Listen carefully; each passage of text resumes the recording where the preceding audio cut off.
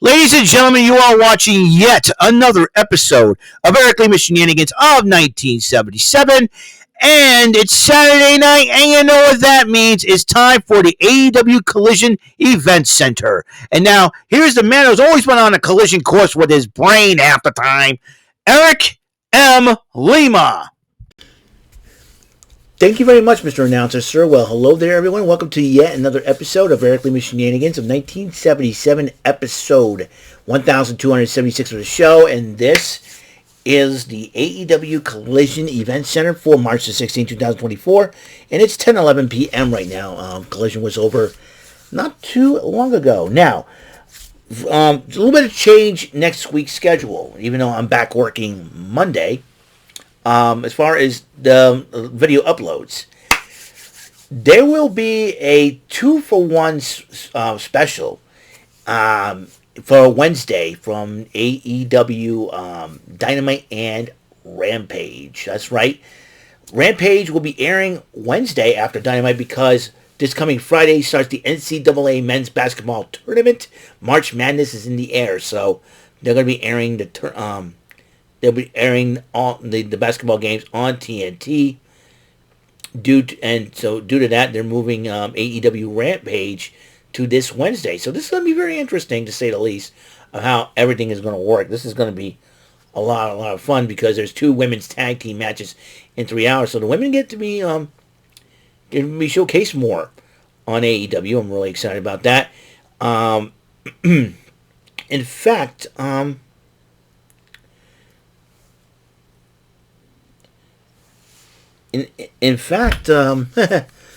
this ought to be interesting. So yeah, I'm kind of, this is going to be a 3-hour special. Who knows? If it works, I'll say, hey, we'll keep it that way. Who knows for sure?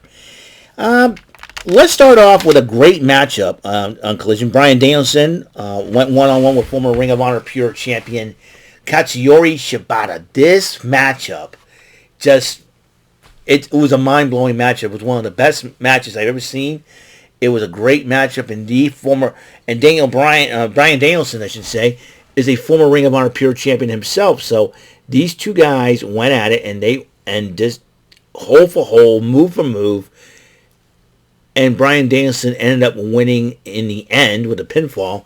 And both men shook hands and then bowed to each other in respect and walked out. Then the TBS title was on the line in an open house matchup as Julia Hart defends it against the Infantry's member Trish Adora, and Julia Hart ended up retaining the title with a moonsault. Meanwhile, Lexi Nair interviews Zach Knight and Harley Cameron. Rumor has it they're dating in real life now. There's also a rumor going on that Harley Cameron and Zion Quinn have split up. We'll see what happens. I'm sure if they are, I would not be surprised, because you're talking about this, Zion Quinn's probably doing a lot of traveling, and it's probably hard. And who knows? I haven't seen Harley Cameron take down. I don't know. I've seen her take down pics of her with her and Zion Quinn. We shall see. I'll have to recheck her Instagram for that.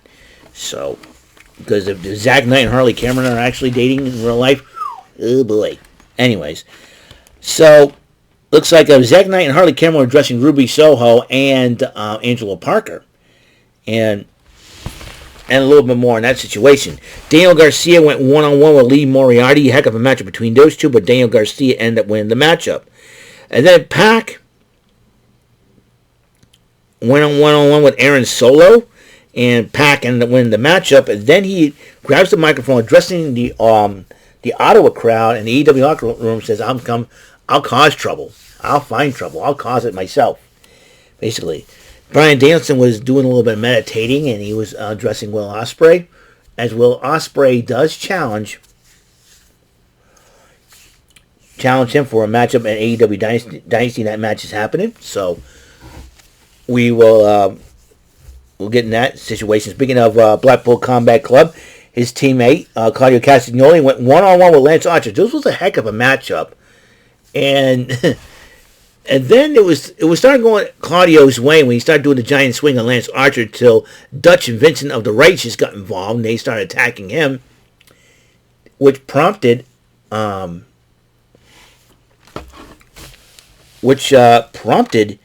Danielson to come out and try to fight him off, and then they started beating him up, and then Katsuyori Shibata came in with a steel chair, and Claudio Castagnoli looked at Bryan Danielson. Bryan said, "Bryan, what's the deal here?" He said, "Hey, listen, he respects me, so I respect we do this." So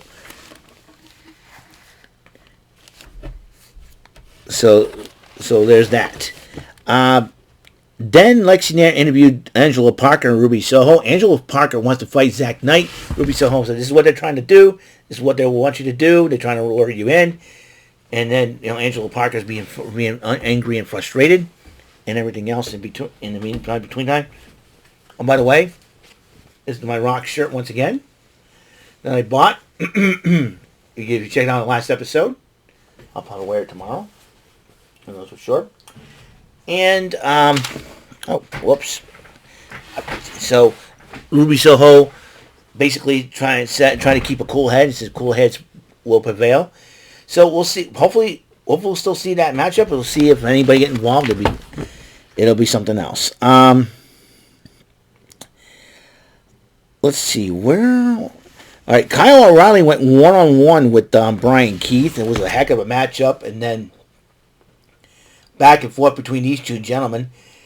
But in the end, Kyle O'Reilly did win the matchup, and the Undisputed came out to celebrate with him and put him on the shoulders. Is he or is he not a member of the Undisputed Kingdom?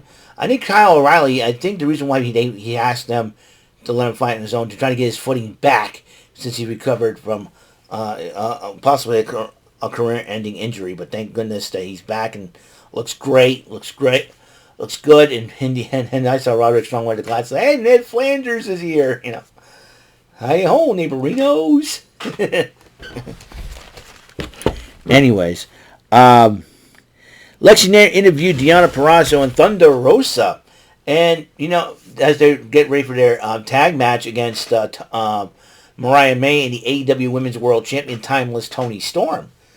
Thunder Rosa and Toni Storm in the ring. I think last time they had a little bit of history. So if you think about it, oh boy, yeah, I remember Toni Storm complaining, backstage about this was a couple of years ago when Thunder Rosa was the champ. Toni Storm was complaining about the title not being defended and all, and she was the AEW interim champion at the time. I got a feeling this hostility is gonna go to a newer level like none before, man. Let me tell you. So this is what me and Thunder Rosa were tired of playing around. And then a tag team wildcard matchup for the tag titles. That means the winner of this match will face FTR. The House of Black, represented by Brody King and Buddy Matthews, with Julia Hart in their corner, going up against the Infantry. That would be the Captain Sean Dean, Carly Bravo. No Trish Adora. I thought Trish Adora would accompany them to keep an eye on Julia Hart. Well, the match was dominated by the House of Black until they decided to allow some chaos to happen. And as Julia Hart had the referee distracted, Mark Briscoe took the opportunity and nailed Buddy Matthews with a steel chair. And then Carly Bravo or Sean Dean draped the arm. 1, 2, 3. The House of Black is eliminated from the tournament, setting them up against FTR. And Malachi Black, excuse me. I'm the one messing names up now. Malachi Black came out, and he was full of P&V, folks. He was staring a hole through Mark Briscoe. And I'm telling you something right now. That dog will hunt, man. Let me tell you. Mark Briscoe did something he should have never have done, but unfortunately he did. So, but Mark Briscoe, he ain't afraid of them. He's like, I want you.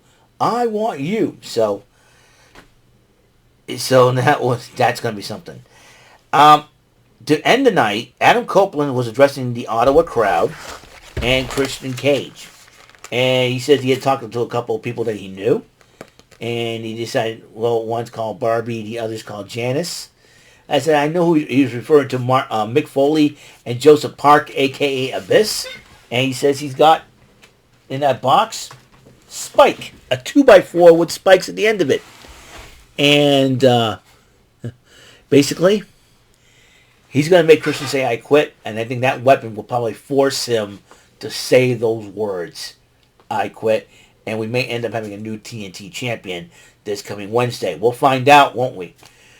Well, that's all the time we have on this show, episode 1276 of the show. I'm going to be back to work Monday. I'm really excited. It was a great vacation, well, despite the fact that jury duty happened, but whatever. So, thank you very much. So they thanked me for my service. I've done it. I'm gonna go and relax for the next 3 years, and I'm really excited about what's going to happen. I don't know what's going. I know we have the Easter Bunny hanging out at the mall. I'll have to deal with whatever I have to deal with. Hopefully, I remember what the heck I'm supposed to do, and when I get back to work, I got to remember the time change. So that's another thing too. That's when I started my vacation, daylight savings time has begun, so we'll see what happens there. So yeah, tomorrow, St. Patrick's Day, folks. Where are your gleans? We'll have fun, lads. So, thank you for tuning in, and if you like this episode and any other episodes I do, give my channel a subscribe, give my videos a like, ring the bell for notification, all that good stuff. Comment if you need to, and tell everybody you know about this channel. I have a lifetime goal. I mean, not a lifetime goal. A goal here for this year on my YouTube channel. 300 subscribers. I'm see if I'm trying to reach that by the end of this year. Because I know getting subscribers is not that easy to do. But I'm sure it's doable. I see a lot of my friends have 300 plus subscribers. I want to see if I'm trying to reach that plateau at least. So, until next episode comes rolling around, Mr. Announcer, please take us home.